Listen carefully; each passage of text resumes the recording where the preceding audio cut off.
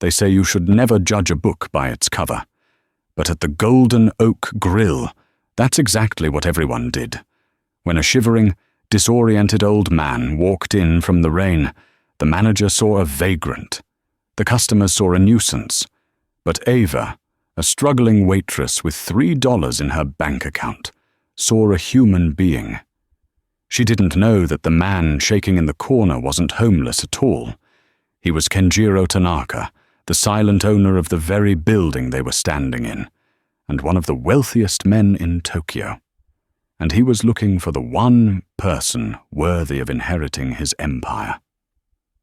What happened next didn't just change Ava's life, it shut the whole restaurant down. The rain in Seattle didn't just fall, it hammered against the pavement, like it had a personal vendetta against the city. Inside the Golden Oak Grill, a mid-range steakhouse on 4th Avenue that prided itself on overpriced ribeyes and an atmosphere of accessible luxury, the dinner rush was hitting its peak. Ava wiped a bead of sweat from her forehead with the back of her hand, balancing a tray loaded with 3 cowboy-cut steaks and a tower of onion rings. Her feet were throbbing.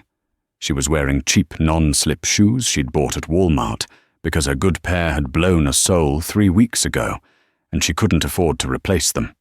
"Ava, table 12 is waving their credit card. Move it!" The voice belonged to Greg, the restaurant manager. Greg was a man who wore suits that were slightly too tight, likely to emphasize a physique he hadn't possessed since high school football. He ruled the Golden Oak with a mixture of incompetence and tyranny, constantly checking his reflection in the polished brass of the espresso machine. "On it, Greg," Ava said, keeping her voice neutral. She couldn't lose this job. Her rent was 10 days late, and her landlord, Mr. Henderson, had stopped accepting excuses. More importantly, her younger sister, Lily, needed money for her insulin. The American healthcare system was a beast, and Ava was fighting it with minimum wage and tips. The bell above the heavy oak door chimed, barely audible over the clatter of silverware and the hum of conversation. Most heads didn't turn. But Ava, positioned near the server station, looked up. A man stood in the entryway. He was soaking wet. Water pooled around his worn-out sneakers, staining the expensive slate entryway. He wore an oversized beige trench coat that had seen better decades, stained with mud near the hem. A faded grey newsboy cap was pulled low, obscuring his eyes, and he clutched a plastic shopping bag as if it contained the crown jewels. He looked small, fragile, like a gust of wind could knock him over. "Oh, for heaven's sake," Greg muttered, spotting the man instantly. He snapped his fingers at the hostess, a teenager named Brittany, who was busy texting behind the podium. "Brittany, get rid of him. We aren't a shelter." Brittany looked up, popped her gum, and sighed. "Sir, you can't be in here. Restrooms are for customers only." The old man didn't seem to hear her. He took a shaky step forward, his eyes scanning the room with a frantic, glazed look. He was trembling, either from the cold or something else. "I said," Greg's voice boomed as he marched over, puffing out his chest, "you need to leave. Now! You're dripping on my floor." The restaurant went quiet. At table 4, a couple in designer clothes stopped eating. The man, wearing a Rolex Submariner that gleamed under the pendant lights, sneered. "Finally. I don't want to smell wet dog while I'm eating a $50 steak." The old man looked at Greg, confused. He opened his mouth, but only a raspy whisper came out. He pointed a shaking finger toward a corner booth, then toward his throat. "Out!" Greg pointed at the door. "Before I call the police. You guys always come in here looking for handouts. Go to the Mission on 3rd Street." Ava watched from across the room, her heart hammering. It was a violation of protocol to interfere when Greg was on a rampage, but she couldn't watch this. The man's lips were blue. He wasn't drunk. He looked terrified. She set her tray down on the service counter, ignoring the angry ding of the kitchen bell. Greg, wait, Ava said, stepping between the manager and the old man. Greg glared at her. Ava, get back to your section. I'm handling the trash. He's not trash, Ava said, her voice shaking slightly but gaining strength. He's freezing, Greg. Look at him. It's pouring outside. Just let him sit for 5 minutes to dry off. I'll buy him a coffee. It'll come out of my pay. We have an image to maintain, Ava, Greg hissed, leaning in close so the customers wouldn't hear the venom in his voice. Look at table 5. That's the vice president of Merriweather Bank. You think he wants to dine next to a hobo?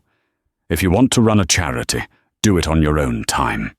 If he's not out in 10 seconds, you're out with him. The old man looked between them, his eyes wide and watery. He muttered something soft, a string of sounds that Greg interpreted as a drunken slur.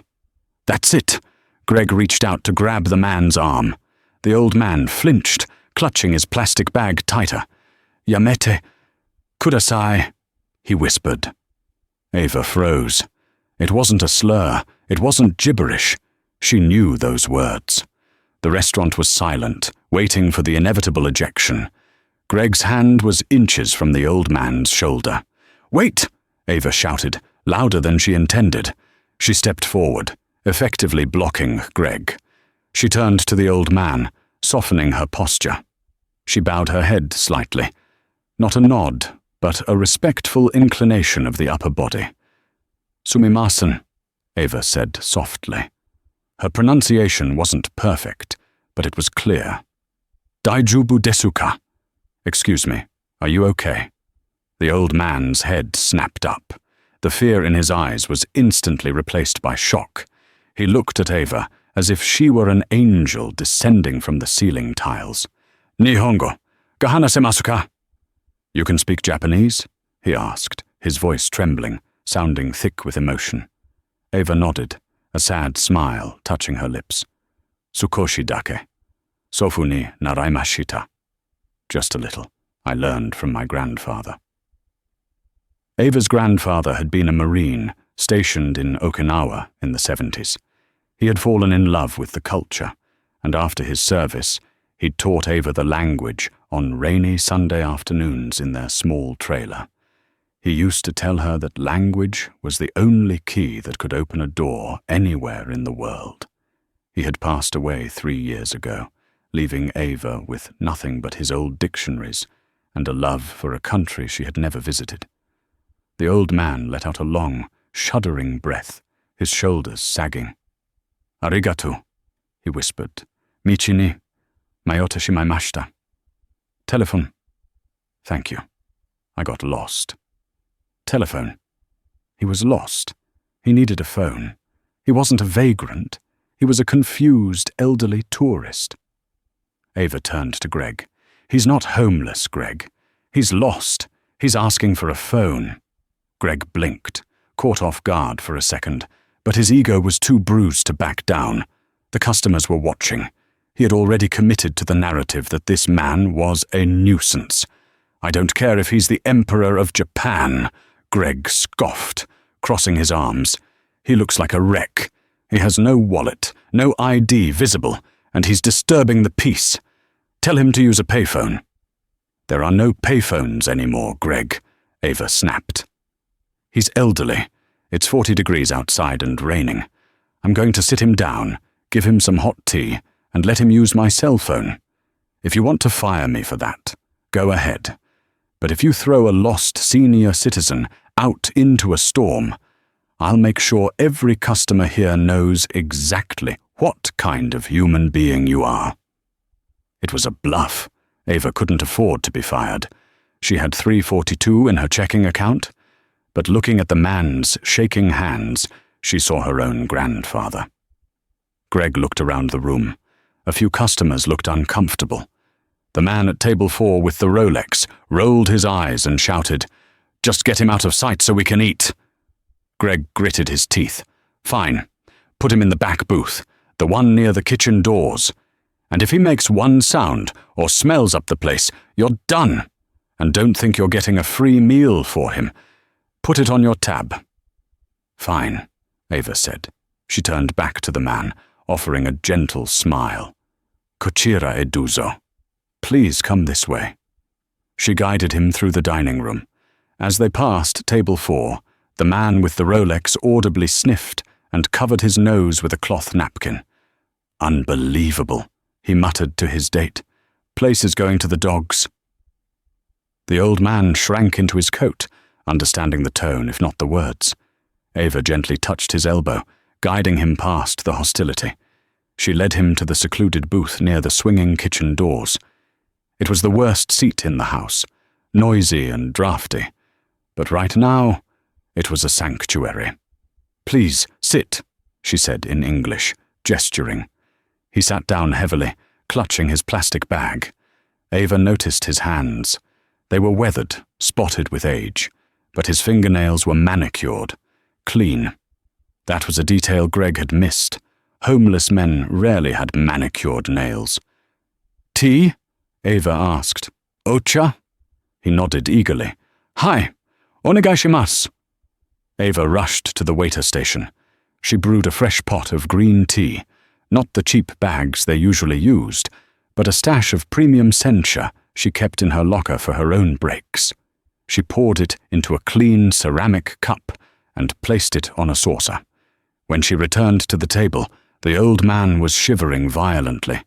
The damp coat was seeping into his clothes. Without thinking, Ava took off her work cardigan, a black fleece authorized by the restaurant uniform policy, and handed it to him. She was left in just her thin white uniform shirt, but she didn't care. Put this on, she mimed the action. He hesitated, looking at the cheap fleece like it was made of silk. He bowed his head deeply. Sumimasen. Arigatou gozaimasu. He drank the tea with trembling hands. The warmth seemed to bring life back into his face. For the first time, Ava got a good look at him.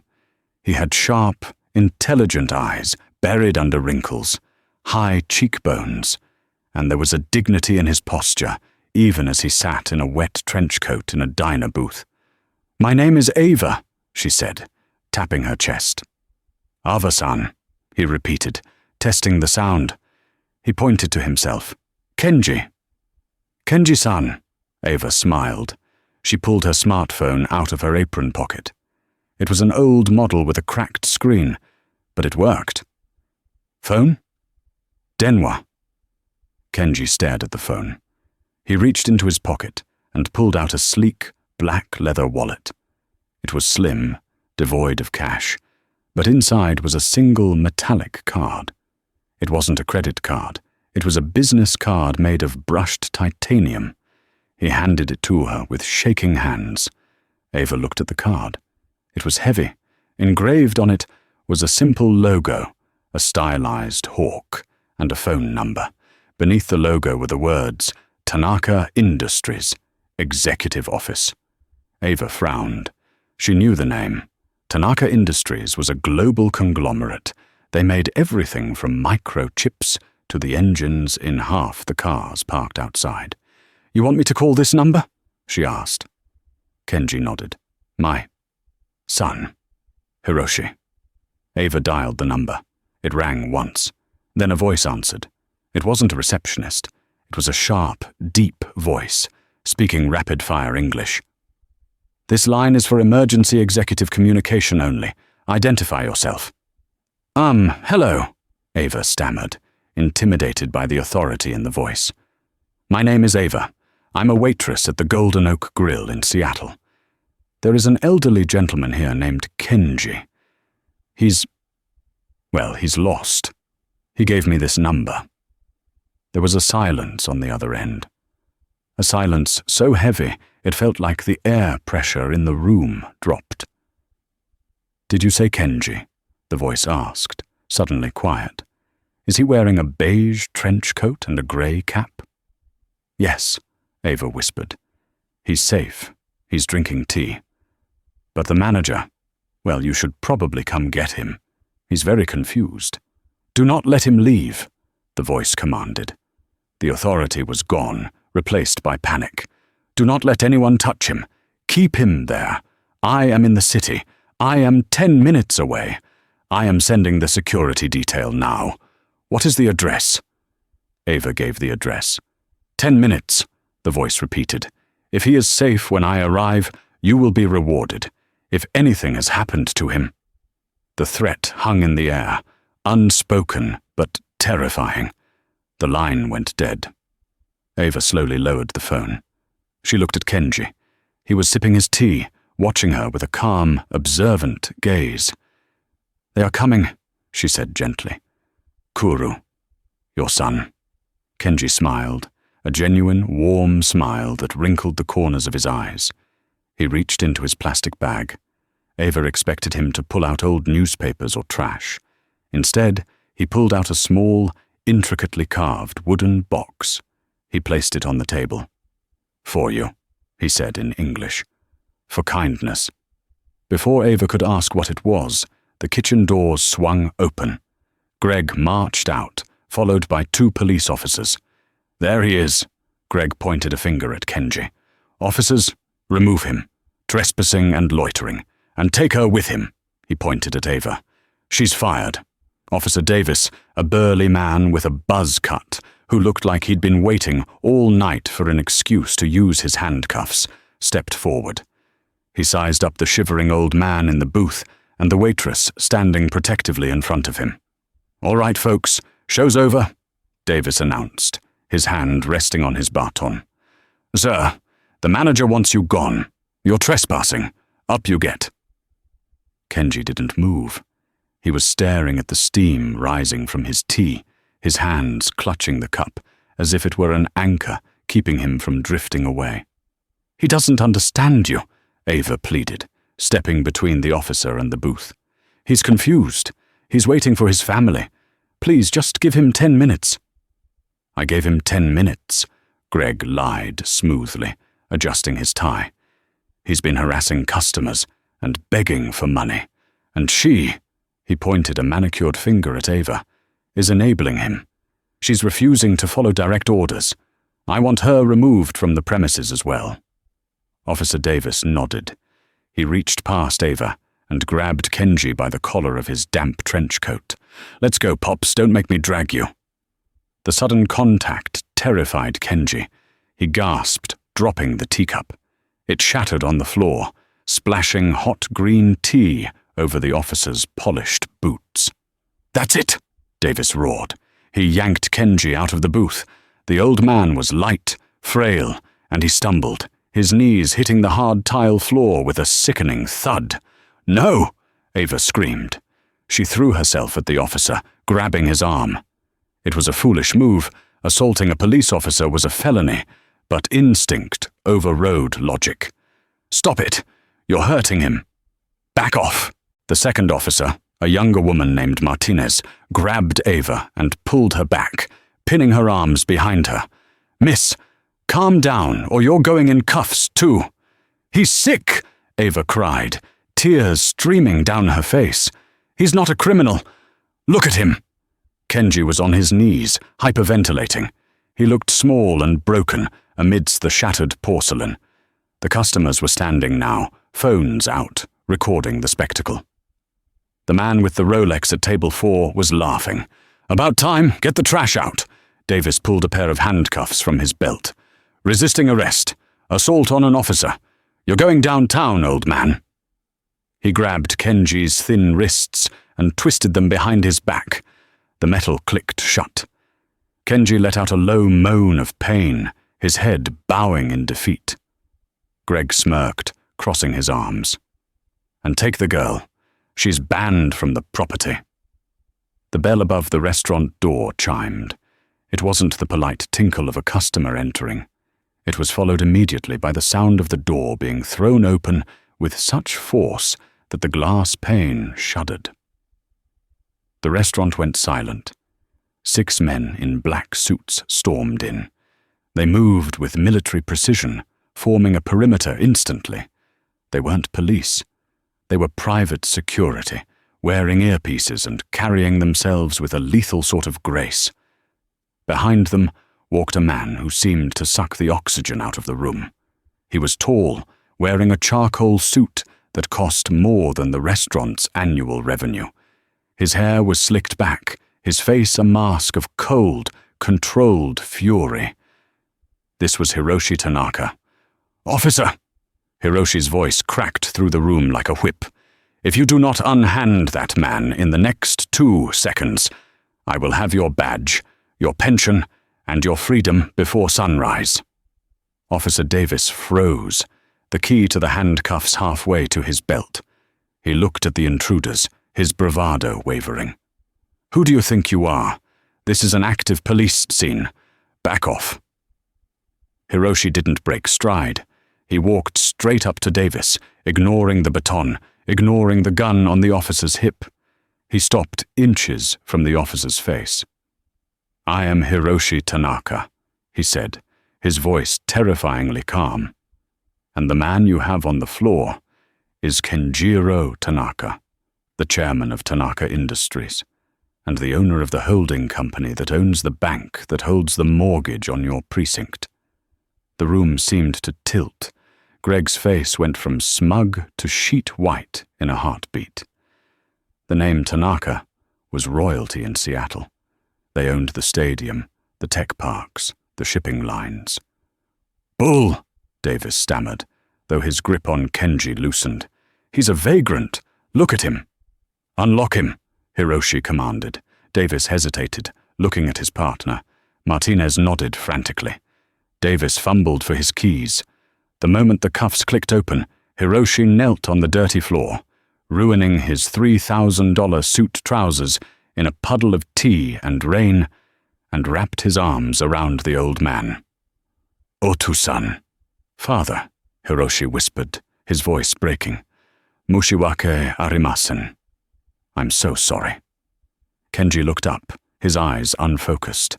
He saw his son and let out a long, ragged sigh. He pointed a trembling finger toward the kitchen doors, where Ava was still being held by Officer Martinez. "Ava-san," Kenji rasped. "Kanojo wa mamote kureta." "She protected me." Hiroshi turned his head. His eyes found Ava. The cold fury vanished, replaced by a look of intense calculation and gratitude. "Release her," Hiroshi ordered. Officer Martinez let go of Ava immediately, stepping back as if burned.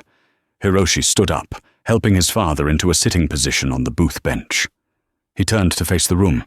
He looked at Greg, who was now trembling visibly. "You," Hiroshi said softly. Sir," Greg stuttered, sweat pouring down his face. "I didn't know." He looked like a human being in need," Hiroshi interrupted, "and you treated him like garbage." Hiroshi snapped his fingers. One of the suited men handed him a tablet. Hiroshi tapped the screen 3 times. "Mr. Gregory Vance," Hiroshi read from the screen. "Manager of Golden Oak Grill, Seattle Branch. Franchise license holder, Western Dining Corp." Hiroshi looked up. Western Dining Corp is a subsidiary of Tanaka Ventures. We acquired it 4 hours ago. My father wanted to visit one of his new investments anonymously. He wanted to see how the common man is treated in his establishments. A pin drop could have been heard in the kitchen. "It seems," Hiroshi said, his voice dropping to a glacial whisper, "he has his answer." Hiroshi turned to the head of his security detail. "Shut it down." Greg's eyes bulged. "What?" "Shut it down," Hiroshi repeated. "Evict everyone. Refund the customers. Lock the doors. This location is permanently closed as of this moment.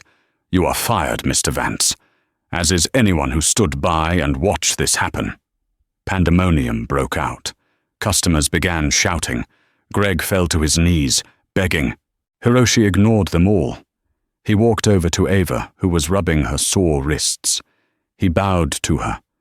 A deep, formal bow that lasted 3 full seconds. "My name is Hiroshi," he said. "You saved my father's life. He has a heart condition. The stress of an arrest could have killed him." Ava was speechless. "I just gave him tea." "You gave him dignity," Hiroshi corrected. Please, come with us." "I can't," Ava said, looking at the chaos. "My job. I need the tips. My sister." "You do not have a job here anymore, Ava," Hiroshi said, gesturing to the restaurant that was being systematically cleared by his security team. "But if you are willing, I would like to offer you a new one." The ride in the back of the Maybach was smoother than any bed Ava had ever slept in. The leather seats smelled of lavender and old money. Kenji was asleep, his head resting against a velvet pillow, wrapped in a heated blanket. A medic, who had been part of the convoy, was monitoring his vitals on a portable screen. Ava sat across from them, clutching her apron, which she hadn't had time to take off. She felt like an imposter. 10 minutes ago, she was serving onion rings. Now she was in a convoy of armored vehicles, speeding toward the waterfront. Hiroshi sat next to her, tapping furiously on his phone. He finished a message, locked the screen, and turned to her.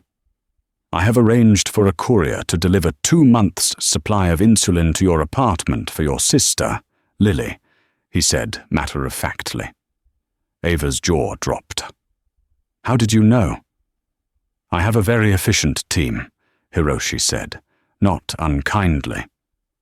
"We did a background check on you the moment my father mentioned your name on the phone. Ava Miller, 24. Guardian to Lily Miller, 16. Financial status, distressed." Ava bristled slightly. "You didn't have to spy on me." "In my world, information is safety," Hiroshi said. "My father, he is not merely lost. He has early-stage Lewy body dementia. It comes and goes. Today he escaped his security detail. He wanted to walk in the rain. He used to love the rain in Kyoto." Hiroshi looked at his sleeping father with a mixture of love and pain. Usually, when people see him in this state, they rob him or ignore him. You are the first person in 3 years who spoke to him not as a billionaire and not as a nuisance, but as a grandfather.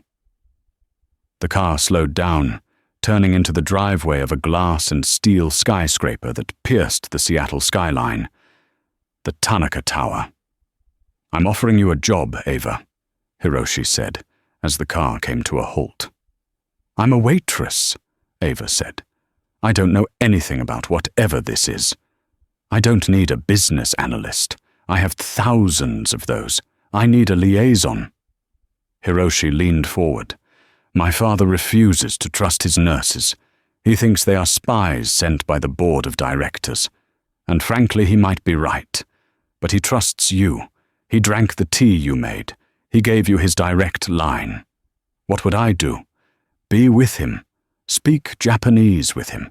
Ensure he eats. Ensure he takes his medication without fear. And accompany him to his meetings." "Meetings?" Ava asked. "If he has dementia, surely he's retired."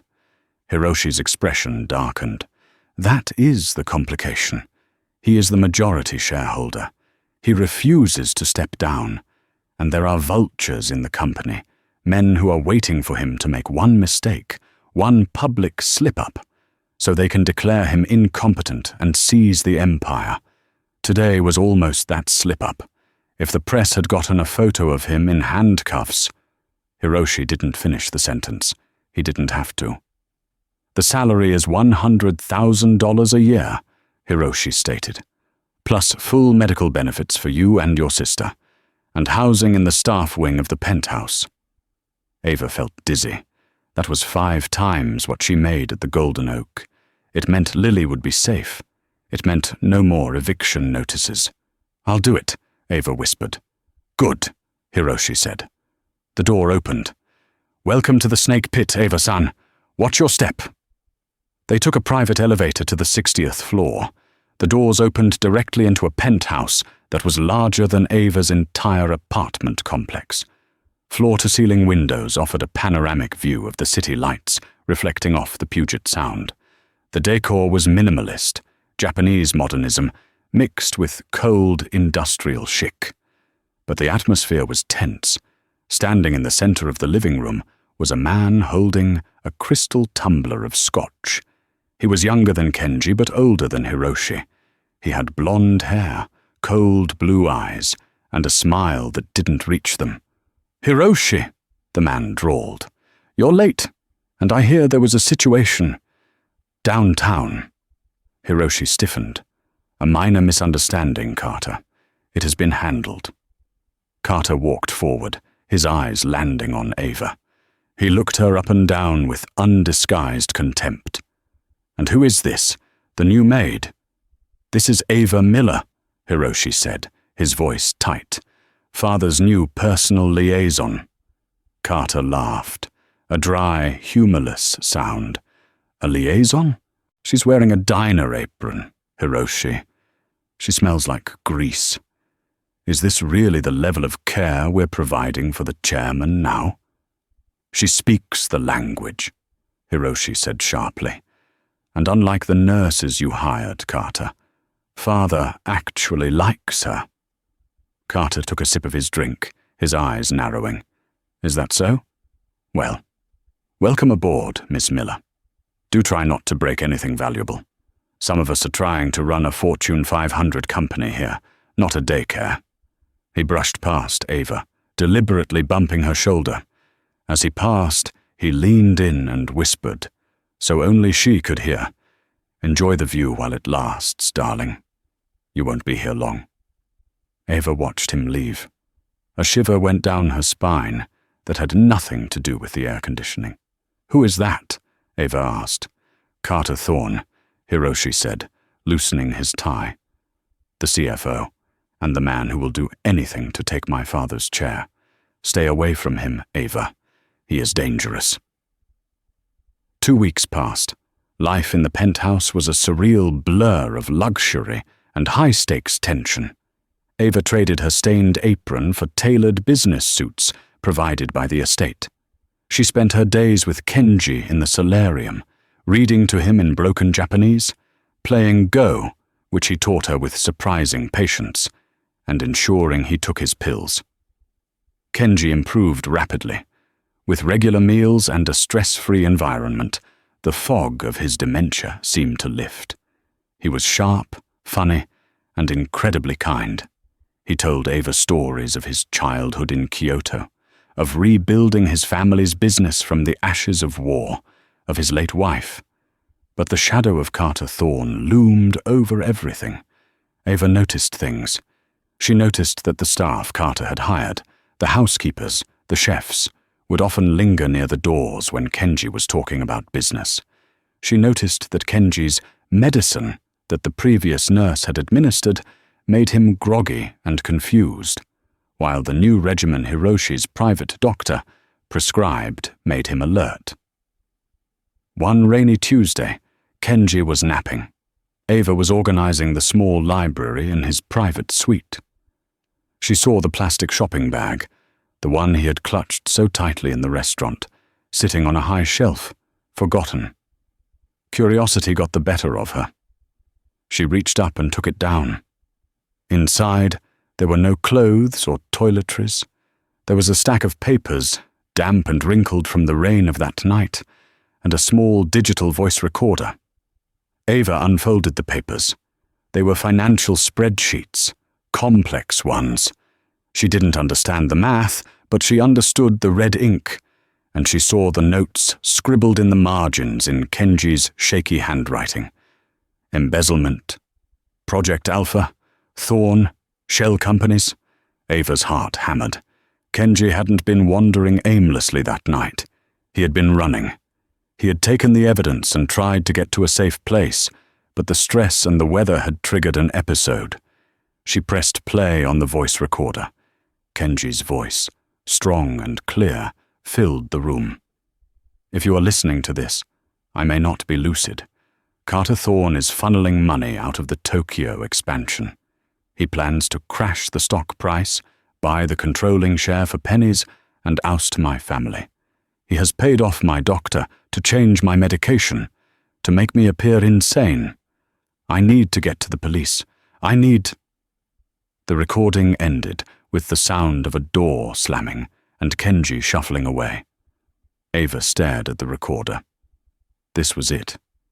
This was why Carter hated her. He was terrified that Kenji might remember. "Find anything interesting?" Ava gasped and spun around. Carter Thorne was standing in the doorway. He wasn't smiling. He was holding a sleek, silver pistol fitted with a silencer. He stepped into the room and closed the door behind him. The lock clicked with a sound that echoed like a gunshot. "I knew the old bat had hidden it somewhere," Carter said, walking slowly toward her. "I turned this penthouse upside down, looking for that bag. I thought he left it in the taxi. But he had it the whole time, didn't he?" "Get away from me," Ava said, backing up until her legs hit the mahogany desk. She clutched the recorder behind her back. "Give it to me, Ava," Carter said, his voice oddly conversational. "And I'll give you a check for $5 million. You can take your sister, move to an island, and live like a queen. No one has to know. The old man is dying anyway. Why not speed up the inevitable?" "He's not dying," Ava spat. "You're poisoning him." Carter shrugged. "Semantics. He's weak. The company needs strong leadership. It needs me. Now give me the bag." "No." Carter sighed. He raised the gun. "I was hoping we could do this the easy way. Tragically, a burglar broke in, killed the lovely liaison, and the shock gave the poor chairman a fatal heart attack. The police will buy it. I own them, too." He cocked the hammer. Ava looked around for a weapon. A heavy book? A lamp? Nothing was within reach. "Goodbye, Ava," Carter said. Suddenly, a voice rang out from the adjoining bedroom. "Yamiro!" "Stop!" Carter flinched, turning his head. Kenji was standing there. He wasn't the frail old man in the trench coat. He was standing tall, his eyes blazing with a fire Ava had never seen before. He held a heavy, ceremonial katana, a relic from the display stand by his bed, unsheathed in his hands. The steel glinted in the dim light. "Kenji," Carter sneered, though he took a step back. "Go back to bed, old man. You'll hurt yourself." "I am not a ghost yet, Carter," Kenji said, his English perfect, his voice deep and resonant. "And you will not touch her." Carter laughed nervously and swung the gun toward Kenji. "Don't bring a sword to a gunfight, old man." "It is not just a sword," Kenji said calmly. Before Carter could pull the trigger, the glass window behind him shattered inward. The sound of the shattering glass wasn't just a noise, it was an explosion of pressure. The floor-to-ceiling window behind Carter didn't just crack, it disintegrated, thousands of safety glass diamonds raining into the room on a gust of freezing wind and rain from the storm outside. Carter screamed, shielding his face with his free arm, momentarily forgetting the gun. Forgetting Ava, forgetting everything but the sudden violence of the elements. Through the broken maw of the window, black-clad figures swung in on repelling lines, their boots hitting the mahogany floor with heavy, synchronized thuds. They were the Shadows, Hiroshi's elite extraction team, men recruited from special forces units around the globe. Red laser sights cut through the swirling dust and rain, 5 of them converging instantly on Carter's chest. "Drop it!" a voice roared from the balcony, amplified by a tactical mask. Carter stumbled back, his eyes wild. He swung the gun back toward Ava, his hand shaking violently. "Back off! I'll kill her! I swear to God I'll—" "You will do nothing." Kenji's voice cut through the chaos, calm and terrifyingly steady. While Carter had been flinching from the glass, Kenji had moved. He hadn't moved like an 80-year-old dementia patient. He had moved with the fluid, sliding step of a kendo master. He was now standing 3 feet from Carter, the katana held in a low guard, the tip pointed directly at Carter's throat. "Stay back!" Carter shrieked, pressing the barrel of the silencer against Ava's temple. Ava whimpered, squeezing her eyes shut, feeling the cold metal bite into her skin. I mean it, Kenji. Drop the sword or the girl dies. The room was a standoff. The tactical team couldn't shoot without risking hitting Ava. The wind howled through the broken window, fluttering the papers of the embezzlement evidence that lay on the floor. The very papers Carter was willing to kill for. Hiroshi ran into the room from the hallway, flanked by 2 more guards. He froze when he saw the scene. Carter, don't be a fool, it's over. We have the building secured. There is nowhere to go. I have the girl, Carter yelled, sweat mixing with the rain blowing in. I'm walking out of here. Anyone follows me, she dies. Get the chopper ready on the roof. Kenji took a half step forward. Don't! Carter cocked the hammer. You are not a killer, Carter, Kenji said softly. You are a thief, an accountant who plays with numbers. You do not have the spirit to take a life. Try me, Carter spat. You think this was an accident? Kenji asked, his eyes locking onto Carter's. You think I wandered into the rain because I was confused? You think I forgot that bag? Carter blinked, the confusion warring with his panic. What? I knew you were siphoning the Project Alpha funds, Kenji continued, his voice gaining strength. But I needed proof. I needed to see who would stand by me when I was weak. I needed to know who was loyal to the man and who was loyal only to the money. Kenji smirked, a look of pure, iron-willed dominance. I stopped taking your doctor's pills 3 weeks ago, Carter. I have been lucid every day since. I played the fool to make you careless, and you were very, very careless. You old fraud, Carter screamed. His finger tightened on the trigger. In that split second, Ava saw her chance. Carter was focused on Kenji, his rage blinding him. She remembered the heavy trays she carried for 10 hours a day. She remembered the time a drunk patron tried to grab her, and the self-defense class Greg had mockingly told her to take. Ava didn't pull away. Instead, she dropped her dead weight. Carter, expecting her to struggle away, was thrown off balance as she slumped toward the floor.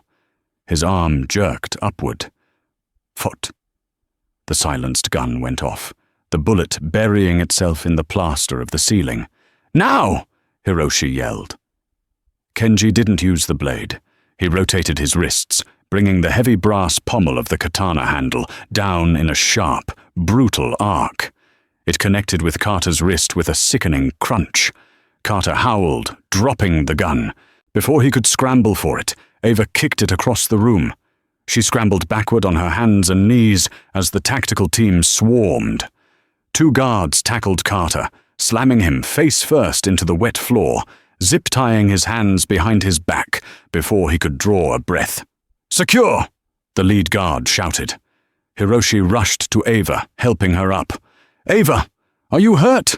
Ava was shaking, adrenaline crashing through her system. She looked at the shattered window, the trussed-up CFO, and the elderly man standing amidst the wreckage, holding a samurai sword.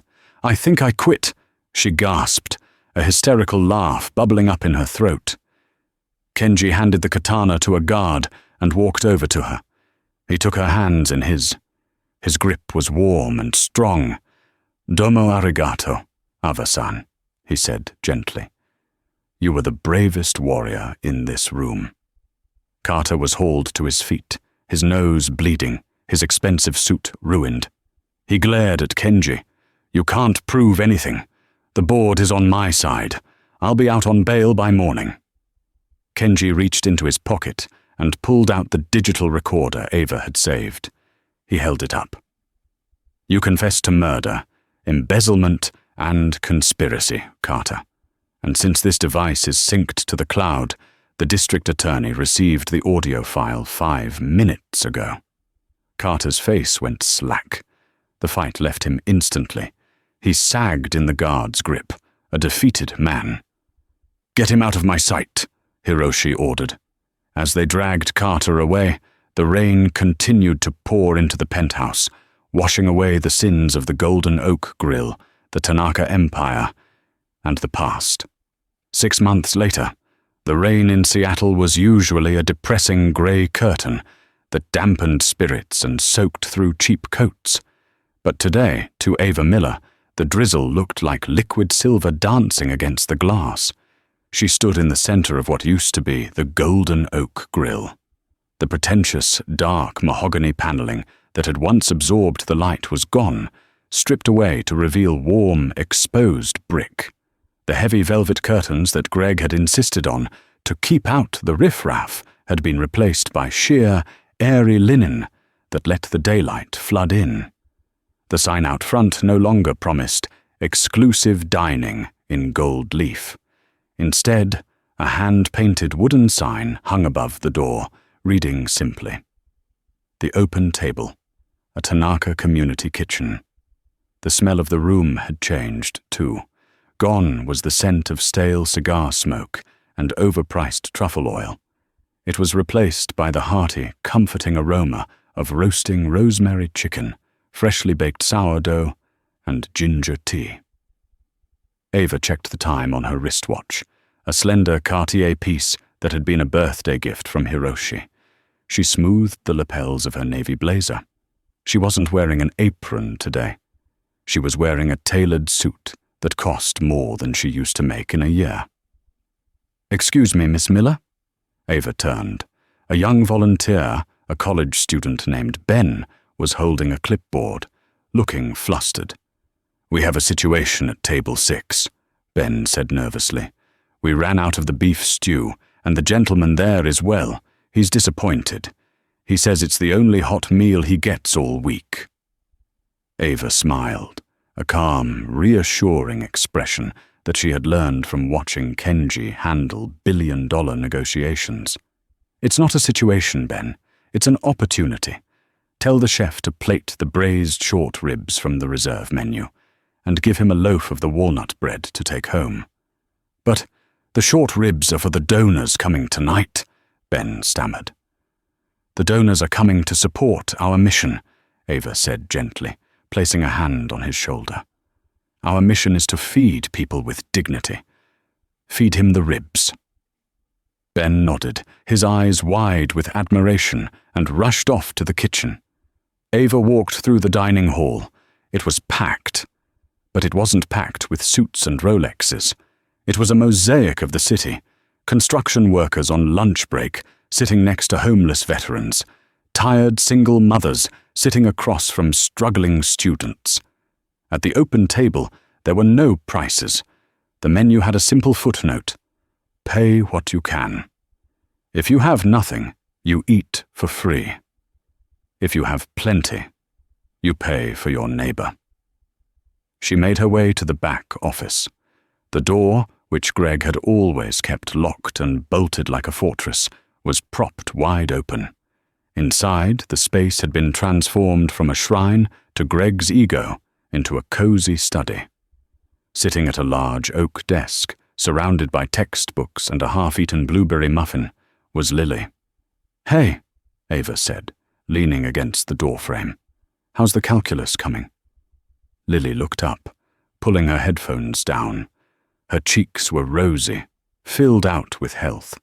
The dark circles that used to haunt her eyes from untreated blood sugar fluctuations were gone.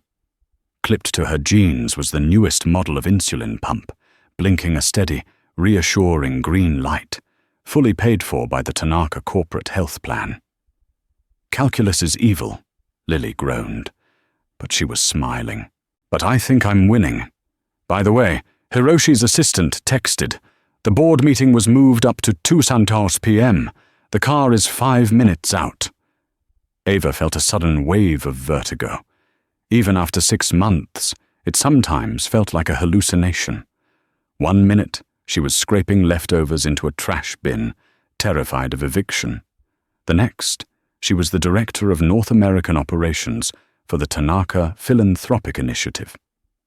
She managed a budget of $40 million.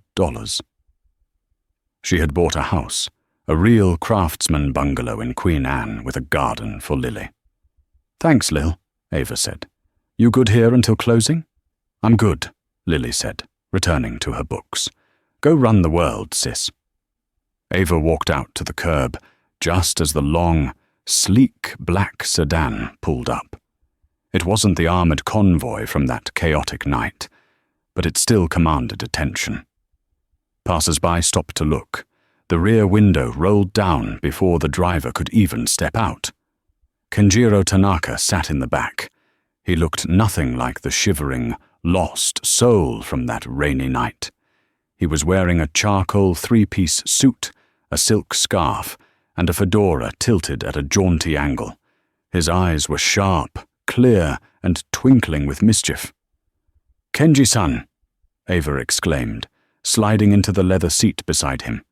The door thudded shut, sealing them in a cocoon of silence and luxury. "I thought you were in Kyoto for the Spring Festival. Hiroshi said you weren't flying back until Friday." "I was," Kenji admitted, tapping his cane rhythmically against the floor mat. "But the cherry blossoms were late this year. And frankly, I missed the coffee in Seattle, and the company." He patted Ava's hand. The affection was genuine, paternal. In the wake of the scandal, after Carter Thorne had been sentenced to 20 years for embezzlement and attempted murder, Kenji had formally adopted Ava into the fold, not legally, but spiritually. She was family. "Are you ready for the board meeting?" Ava asked, as the car merged into the downtown traffic. "The shareholders are anxious about the new expansion into South America." "Let them be anxious," Kenji waved a dismissive hand. "Anxiety keeps them awake. But before we go to the tower, we have a detour." Ava frowned. "A detour? We don't have much time." "We have time for this," Kenji said mysteriously. He leaned forward and spoke to the driver. "Take us to the address I gave you, the one on 3rd and Pike." 10 minutes later, the luxury sedan pulled up to a curb that was sticky with spilled soda and gum. They were parked in front of Burger Barn, a fluorescent-lit fast food joint that had seen better days in the 1990s. The windows were plastered with posters advertising 99-cent nuggets, and the neon sign flickered with an ominous buzz. "Kenji," Ava asked, baffled, "you want a burger?" "I have a craving for salty fries," Kenji said, his face a mask of innocence. "And I wish to check on an old acquaintance. Come." The driver opened the door with an umbrella ready, shielding them from the light rain. Ava stepped out, her heels clicking on the cracked pavement. She took Kenji's arm, and they walked into the establishment. The smell hit them instantly: stale grease, industrial cleaner, and despair. The floor was slippery. The clientele was sparse. Ava looked toward the counter. There was only one register open. The man behind the counter was wiping a tray with a grey rag. He wore a paper hat that was too small for his head, sitting askew on thinning hair. His uniform was a bright, garish yellow polo shirt stained with ketchup and grease. His name tag, crooked and plastic, read, "Greg, trainee." It was him, Greg Vance, the man who had worn suits too tight for him and treated his staff like serfs, the man who had sneered at a billionaire because his coat was wet. He looked 10 years older. His face was puffy, his posture defeated. After Hiroshi had fired him and exposed his negligence, Western Dining Corp had blacklisted him. No respectable restaurant in the city would touch him. He had fallen from the manager of a steakhouse to the trainee at a burger joint. Greg didn't look up immediately. "Welcome to Burger Barn. Can I take your order?" He droned, a robotic script devoid of life. "Hello, Greg," Ava said softly. The voice seemed to trigger an electric shock in him. Greg dropped the rag. His head snapped up. He saw Ava first. He took in the tailored blazer, the Cartier watch, the glowing aura of confidence and health.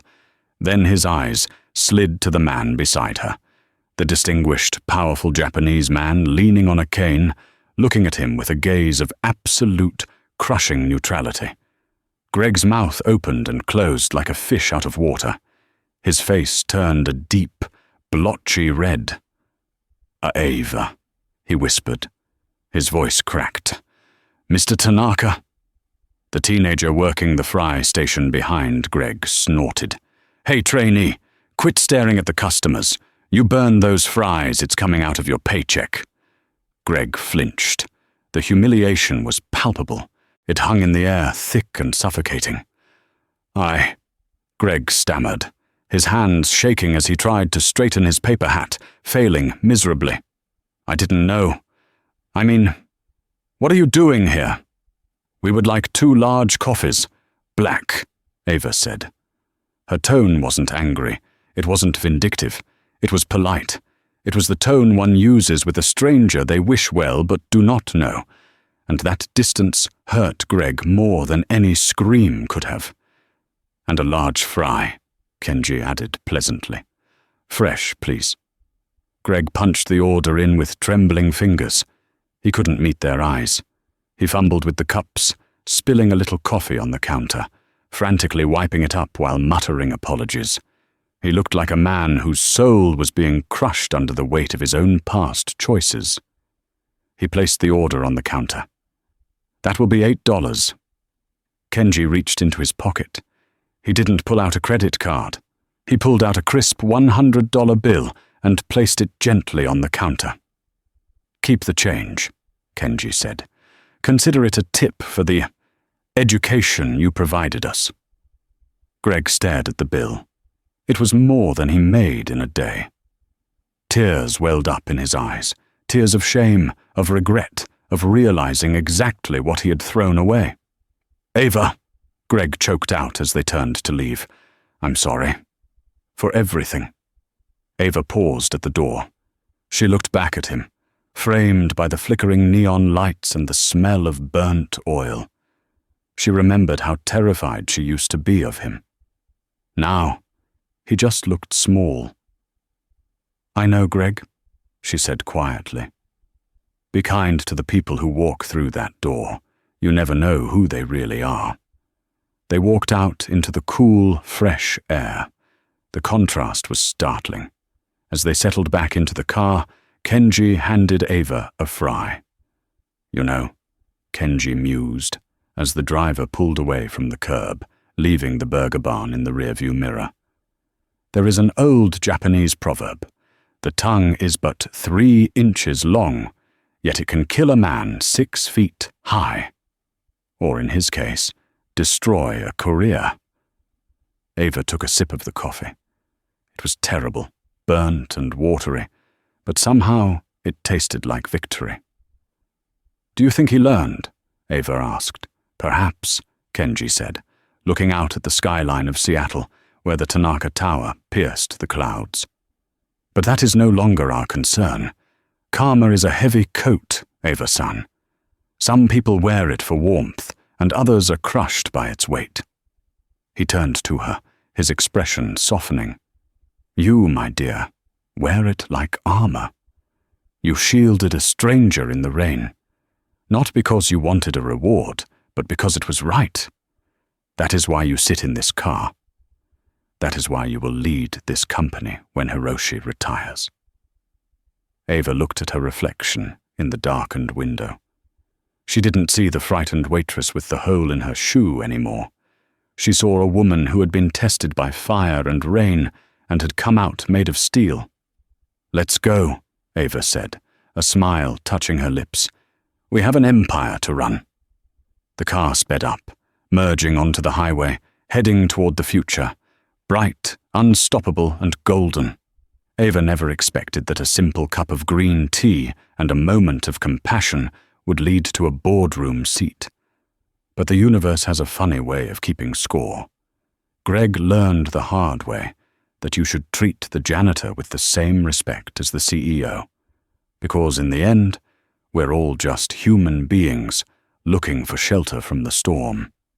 Kenji found his loyalty, Ava found her destiny, and the Golden Oak Grill became a true beacon of hope. Now, I have a question for you. If a shivering stranger walked into your workplace today, would you have the courage to be an Ava, or would the pressure make you a Greg? It's easy to judge from behind a screen, but true character is revealed when there's a cost to your kindness. If this story touched your heart or reminded you of the power of karma, please smash that like button. It really helps the channel grow and lets us know you want more stories like this. Don't forget to subscribe and hit the bell notification so you never miss a daily upload. Comment a Team Ava below if you believe kindness always wins. Thanks for watching, and see you in the next video.